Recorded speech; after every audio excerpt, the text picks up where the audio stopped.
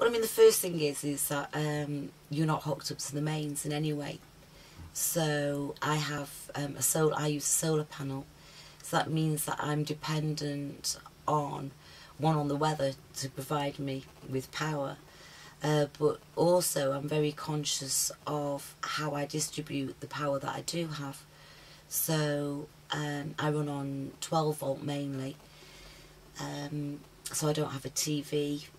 I limit my screens. The screens that I have are very limited, and I enjoy that. It's nice unhooking from the mainstream culture. But then there are things like water. So most boats have a water tank, so it means that you become very conscious of the amount of water that you use. Things like collecting wood and coal to keep warm. That's another one. And so generally, what I tend to do is to collect my resources during the summer when I'm not using very much of them, so then I've got a supply of them during the winter.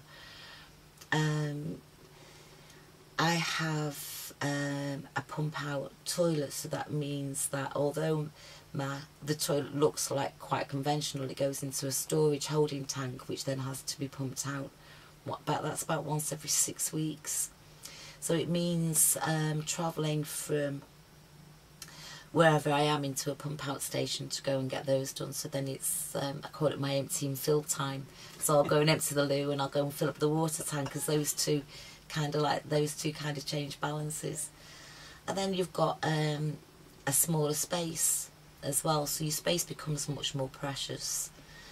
And there is part of the culture of the canal is that you don't go on anybody else's boat without knocking and getting permission first. People that come from houses don't really understand that a lot, so if the doors are open, it's seen as an invitation to walk in, and it isn't. It's because actually I'm just getting some air into my boat, and I'm just airing it out. Other differences. There's the maintenance that a boat requires as well, so there's always something that needs to be done. It's a bit like a combination between a house and a vehicle, whereas you've got all those daily routines that need to be done, but then there's keeping an eye on the maintenance of a water vessel as well.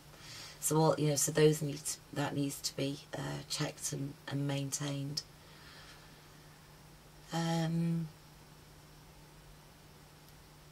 Yeah, it's very much about your own individual day-to-day maintenance and survival. So you have to keep a check, on all those things that I've mentioned. And it's very much more self-sufficient, more autonomous kind of way of living, which I personally really enjoy. You're not dependent on the state for your day-to-day resources. It's very much about you being much more. It makes you very much more aware of your relationship with resources and your relationship with the outside world as well. I really enjoy that.